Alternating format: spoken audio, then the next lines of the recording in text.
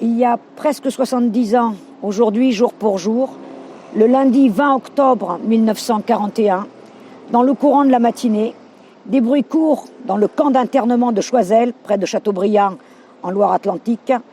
Il se dit que vers 8 heures du matin, un officier allemand, le Feldkommandant Hotz, a été abattu à Nantes. Les détenus sourient tristement en se disant qu'il est bien temps que les occupants aient peur à leur tour et sentent qu'ils ne sont pas en terrain conquis dans ce pays des droits de l'homme. Ces détenus, il y a là, ils sont plus d'un millier, mais parmi eux, le plus grand nombre, ce sont des détenus politiques et particulièrement des communistes. Ils sont là en détention administrative. La détention administrative, c'est l'arrestation, la détention d'une personne par l'autorité militaire sans inculpation ni jugement pour une durée inconnue et renouvelable indéfiniment. En début d'après-midi, il voit un officier de la commandanture arriver dans le camp. Celui-ci, en fait, vient réclamer au directeur de ce sinistre camp les dossiers de 200 détenus politiques, cela va de soi, susceptibles d'être fusillés comme otages. En effet, depuis le coup de Fabien, le 21 août 1941, j'ai bien dit le coup de Fabien, je réfute les mots attentat, assassinat, terroriste, ça, ce sont les mots des nazis, ce sont les mots de l'occupant, ce ne sont pas les nôtres. Nous, c'est une opération militaire. Eh bien, depuis ce coup-là, les attaques contre l'occupant et ses sbires collaborateurs français se sont développées. Je tiens à rajouter, justement, que bon nombre de communistes n'ont pas attendu, contrairement à ce qui se dit, l'invasion de l'URSS pour résister. Ce sont donc ces autorités qui n'ont de françaises que le nom, qui sont chargées des représailles. Et c'est le sinistre ministre de l'Intérieur, Pierre Pucheux, qui met immédiatement en place des tribunaux d'exception, les fameuses sections spéciales, qui sont à la justice que la musique militaire est à la musique. Toutes les règles du droit y sont allègrement violées, à commencer par le fait que ces jugements soient rétroactifs. Ceux qui sont visés par ces sanctions sont bien évidemment les communistes. Mais cela ne suffit pas aux nazis. Le 28 septembre, ils mettent en place ce qu'ils ont appelé le Code des otages. Et c'est le commandant militaire de la Wehrmacht, en France, le général von Stülpnagel, qui établit ce code et dans lequel il demande aux chefs des différentes régions militaires d'établir des listes d'otages qui devront être constituées en visant les individus les plus dangereux. Et bien évidemment, qui sont les plus dangereux ? Ce sont les anciens élus communistes, ceux qui, d'une façon ou d'une autre, ont diffusé l'idéal communiste par tract, par discours, etc. Ceux qui ont été arrêtés pour actes dangereux, sabotage, etc. Les dossiers donc pris à Châteaubriand sont immédiatement transmis au ministère de l'Intérieur. Et contrairement à ce qu'on pourrait croire, pas par les Allemands, mais par toute l'administration française, sous-préfet, préfet, etc. Et c'est le ministère de l'Intérieur qui a le privilège de choisir les noms des otages qu'il va remettre aux Allemands. Le lendemain, Stülpnagel fait annoncer par voie d'affiche qu'en expiation du crime de Nantes, je vous laisse admirer le vocabulaire religieux employé, 50 otages seront fusillés et 50 autres si les coupables ne sont pas arrêtés avant le 23 octobre à minuit. Et c'est encore une fois le lamentable ministre Pierre Pucheux, bras armé de la répression allemande anticommuniste, qui intervient pour obtenir des Allemands qu'ils choisissent de préférence, je cite, des militants communistes avérés, considérés comme dangereux, plutôt que des bons Français. Le sort en est alors jeté pour les militants communistes enfermés dans le camp de Châteaubriand. Ils seront fusillés. Et pourtant, certains d'entre eux avaient déjà reçu leur ordre de libération. C'est le cas de l'un d'eux, un jeune étudiant, Claude Lallet, qui avait à peine 21 ans. Et pendant qu'il était en train de rédiger sa dernière lettre d'adieu, il a reçu sa lettre de libération. Eh bien, celle-ci ne l'a pas sauvé du poteau. Le 22 octobre 1941, il est 14 heures. Les 27 otages choisis par le ministère de l'Intérieur sont enfermés dans une baraque.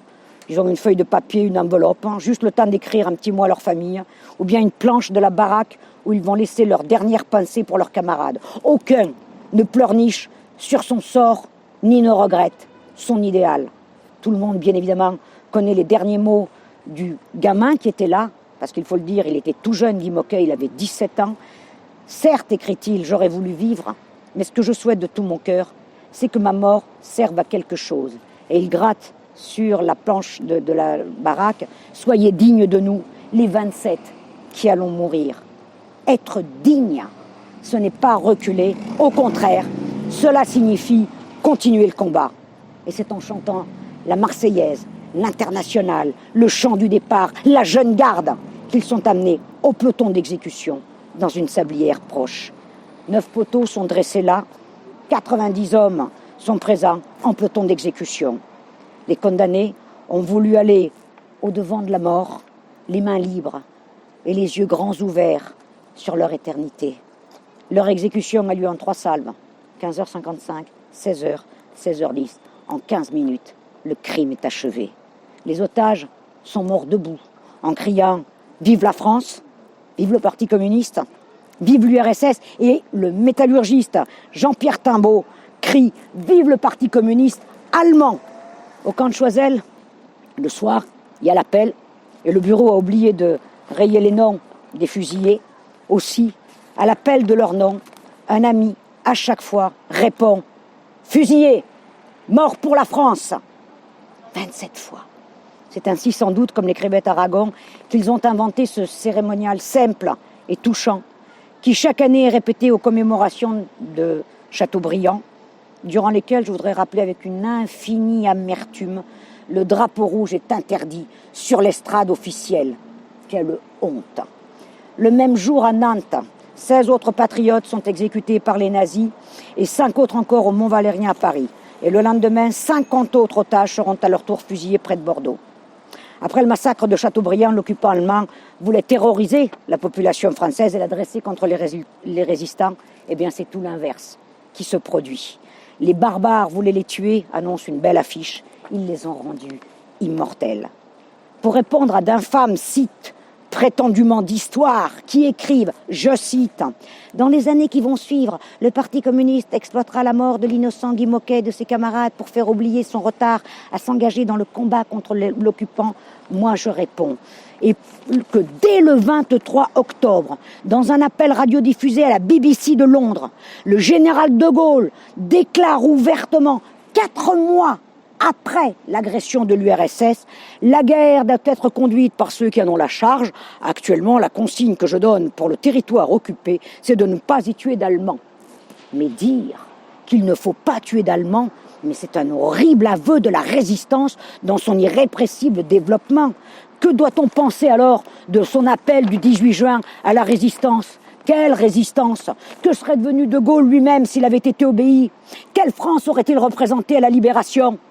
La résistance intérieure ne devait-elle être ou devait-elle se borner à n'être qu'un service de renseignement jusqu'au jour J où les ordres seraient donnés? Et qu'est-ce qu'il fallait faire? Rester bien caché sous son lit que d'autres viennent se faire tuer à sa place? Charles Péguy avait écrit « Demander la victoire et n'avoir pas envie de se battre, je trouve que c'est mal élevé. » Eh bien moi je dirais qu'il faut être vraiment clair. Un peuple qui ne se bat pas pour sa liberté est indigne de la liberté. Et je voudrais terminer par un texte d'Aragon qui a été édité en tract en 1942, répandu un petit peu partout, lu d'ailleurs sur Radio Moscou et Radio Londres, des pages bouleversantes qu'il avait signées Le Témoin. Je cite. « On dira, c'était des communistes. Mais est-il possible que des Français, est-il possible que des hommes unis à d'autres hommes, à d'autres femmes par les liens de la chair, de l'affection, de l'amitié, puissent se satisfaire d'une phrase pareille ? Tous ceux qui diront, croyant se débarrasser ainsi de la chose, c'était des communistes, n'entendent-ils pas que cela n'excuse pas le crime allemand, mais que cela honore les communistes? Ces hommes étaient prisonniers pour leurs idées. Ils avaient défendu leurs croyances au mépris de leur liberté. Ils s'étaient refusés à suivre l'exemple de ceux qui reniant par lâcheté ou par intérêt, sont passés dans le camp de ceux qui combattaient la veille. Moi, je rajouterais soi-disant qu'ils combattaient la veille. On les a envoyés à la mort. Vous pouvez haïr le communisme, mais vous ne pouvez pas ne pas admirer ces hommes. Et Aragon finit en disant un détail terrible. Lors de la mise en bière, l'un des cadavres était trop grand pour la caisse. Un Allemand a pris une barre de fer pour l'y faire entrer. Comme le fossoyeur municipal qui était présent protestait, L'autre a crié « Communiste, pas français !» Ce mot-là, oui, il faudra qu'aucun Français ne l'oublie. Les brutes qui sont venus chez nous jusque dans la mort, disposer de la nationalité des nôtres, d'un enfant de 17 ans, nous apprennent par là même ce qui nous unit contre eux. Il est seulement étrange et monstrueux que le mot de cette brute, il puisse se trouver parmi nous des gens pour le reprendre. Nous n'oublierons pas. Qui a envoyé au poteau cet enfant et ses 26 camarades qui, tranquillement, d'un bureau de nos ministères, a jeté aux balles allemandes ceux qui devaient mourir, la Marseillaise à la bouche et la France au cœur, parce qu'ils pensaient, comme les bourreaux, communistes, pas français. Ces 27 hommes représentent la France mieux que ceux qui les ont désignés au bourreau allemand. Leur sang n'aura pas coulé en vain. Ce sang précieux, c'est le rouge de notre drapeau qui la retint et qui, mieux que jamais, se marie au bleu et au blanc de la France pour marquer l'unité de notre pays contre l'ennemi installé sur nos terres et la poignée de traîtres pourvoyeurs de ces bourreaux. Et moi je dirais, pour conclure, que fidèles à leur idéal, au PRCF, nous unissons les deux drapeaux, car les communistes, les vrais, sont français et internationalistes. Bien, chers amis, chers concitoyens, chers camarades, bonjour à toutes et tous. Bon, je prends la suite de Gilda Landini, dont le propos historique permet de parfaitement résumer la raison pour laquelle nous sommes là aujourd'hui. Ça va faire donc 79 ans que les résistants de Chateaubriand, communistes et patriotes, ont été fusillés par les nazis, avec l'appui bien sûr du collaborateur français. Mais ce qui est important, et c'est ce qui ressortait à travers le discours de Gilda, et c'est ce qu'au pôle de renaissance communiste en France, nous ne cessons de dire, c'est que la résistance qui a été menée, ce n'était pas une résistance sur des principes uniquement sentimentaux, mais sur un contenu politique. Et ce contenu politique, il se retrouvait dans le programme Les Jours Heureux, qui a été élaboré, adopté le 15 mars 1944, essentiellement grâce à l'action justement des communistes de France et des syndicalistes de classe de la CGT de l'époque. Et nous, finalement, qui sommes communistes, pourquoi sommes-nous là aujourd'hui ? Nous sommes là justement non seulement, bien sûr, pour rendre hommage, pour commémorer ces malheureux martyrs de Chateaubriand, mais également pour poursuivre le combat. Parce que la commémoration, c'est bien sympathique, mais ce n'est pas ça qui fonde une politique. Or, aujourd'hui, de quoi souffre fondamentalement notre pays, ainsi que tous les travailleurs, tous les citoyens qui le composent ? Tout simplement l'absence d'un grand parti communiste français. Un grand parti communiste sur des bases franchement marxistes-léninistes. Un grand parti communiste qui ne renie pas tous ces principes-là, mais qui au contraire les affirme de manière offensive dans les luttes politiques, dans les luttes sociales. Et on comprend mieux aujourd'hui le désarroi malheureusement de beaucoup de travailleurs, beaucoup de citoyens face à ce qu'on peut appeler l'offensive contre-révolutionnaire, franchement réactionnaire, si ce n'est fascisante, de tous les pouvoirs en place depuis des décennies. Depuis des décennies parce que, voyez-vous, ici nous sommes devant le monument aux martyrs de Chateaubriand et je ne peux m'empêcher de penser à M. Nicolas Sarkozy, qui voulait faire de la lettre en faveur de Guy Môquet, de la lettre de Guy Môquet, une espèce de commémoration nationale sans contenu politique. Or, c'est ce même Sarkozy à propos duquel disait un certain Denis Kessler, le numéro 2 du MEDEF, qu'il menait les, je cite, réformes qui justement permettraient d'en finir avec l'héritage du Conseil national de la résistance. Ce compromis gaulo-communiste, mais en réalité surtout communiste, qui a permis d'obtenir la sécurité sociale, les retraites par répartition, le statut des fonctionnaires, les nationalisations des transports, de l'électricité, du gaz, de banques également. Tout ce dont nous avons besoin pour retrouver les nouveaux jours heureux. Les nouveaux jours heureux, c'est d'ailleurs le programme du pôle de renaissance communiste en France. Nous avons déjà 30 mesures immédiates qui sont prêtes au cas où nous pourrions, avec l'appui bien sûr d'autres partenaires, d'autres formations, parvenir au pouvoir. Ce qui est notre objectif, nous le disons sans aucune arrogance, mais avec un grave devoir de responsabilité. Parce qu'à l'heure actuelle, quel est le grand mal qui ronge notre pays ? Le désarroi, l'impuissance. 50 à 60% des gens, essentiellement des classes populaires, les travailleurs, ne votent plus, s'abstiennent. Et à raison. Pourquoi voter pour des formations qui, de toute façon, pour l'immense majorité d'entre elles, ne veulent sortir ni de l'euro, ni de l'Union européenne, ni de l'OTAN, et encore moins, bien sûr, du capitalisme. Autrement dit, refuse ce que nous appelons et ce que nous défendons, à savoir le Frexit progressiste. Parce que le pôle de Renaissance communiste en France porte ce message qui finalement vise quoi ? Eh bien à rétablir une république une et indivisible, une république qui ne serait pas démantelée par la bande à Macron, Philippe, Castex, à travers le droit à la différenciation des territoires. Une république sociale et laïque.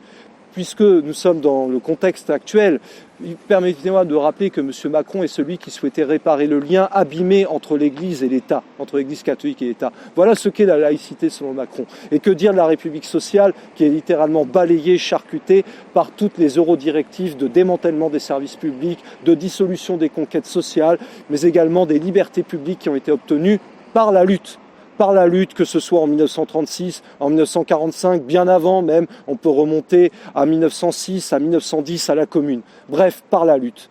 Nous œuvrons également pour une république souveraine et démocratique, parce qu'il ne faut jamais oublier que les martyrs de Chateaubriand, eux aussi, se battaient pour la souveraineté de la France. C'est-à-dire quoi un peuple souverain ? Un peuple maître de son destin, un peuple qui est en mesure de prendre des décisions qui lui soient favorables, et pas favorables à toute une oligarchie capitaliste qui dirige finalement progressivement de plus en plus et qui détruit le pays depuis Paris à travers le MEDEF, depuis Berlin, depuis Bruxelles et depuis Washington. Voilà quelle est la réalité du Frexit progressiste que nous défendons, pour aller aussi finalement vers une république fraternelle et pacifique. Et nous, pôle de Renaissance communiste en France, nous portons ce message plus que jamais en mémoire des martyrs de Chateaubriand, en mémoire de toutes celles et tous ceux qui se sont battus pour obtenir les congés payés, la réduction du temps de travail, les hausses de salaire, mais également pour pouvoir contraindre le patronat à céder, parce que c'est ça qui manque aujourd'hui dans la lutte, un véritable projet qui fasse céder le patronat, le MEDEF, l'Union européenne, et bien sûr tous les eurogouvernements qui se plient sans aucune concertation et qui acceptent tout de la part de Bruxelles. Voilà pourquoi, plus que jamais, nous vous invitons à soutenir ce programme pour de nouveaux jours heureux qui est porté par le pôle de Renaissance communiste en France. Pourquoi ? Pour une simple et bonne raison. Parce que c'est exactement ce que disent nos affiches avec le PRCF. Contre Macron, le MEDEF, le RN et le MEDEF, plus que jamais, soutenez le Frexit progressiste. Rejoignez le pôle de Renaissance communiste en France. Il en va de l'avenir de la République et de la France, mais encore plus des citoyens et des travailleurs. Nous comptons sur vous. Soyons dignes de nos glorieux ancêtres. Plus que jamais, la patrie ou mourir, le socialisme ou la mort, nous vaincrons.